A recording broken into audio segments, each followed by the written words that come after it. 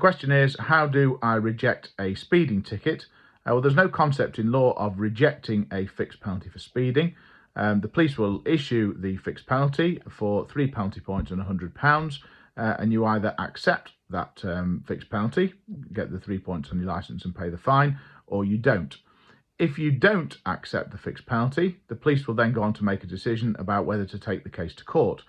If there's enough evidence to issue a fixed penalty, there's a pretty good chance that there will be enough evidence to take the case to court, and so that's normally what the police will do. Once the case gets to court, usually under something called the single justice procedure, which doesn't actually involve a court hearing from the start, you will have the choice either to plead guilty or not guilty to the charge of speeding.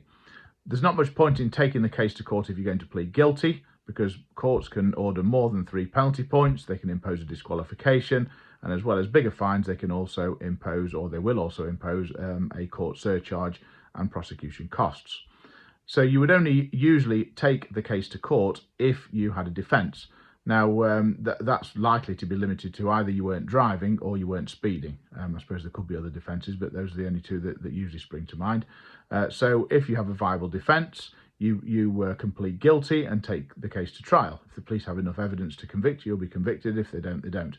You'll also, of course, have the opportunity to put forward a defence yourself. So that's how you would reject a fixed penalty for speeding. Essentially, you just don't accept it, and then the case will default to court and go through that whole process.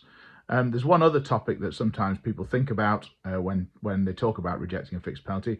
That's if you receive a notice of intended prosecution or a section 172 notice asking if you were the driver.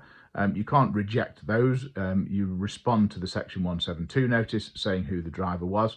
You have to do that. If you don't do that, then you get 6 points and a bigger fine, or a fine of up to £1,000 just for not responding to the notice.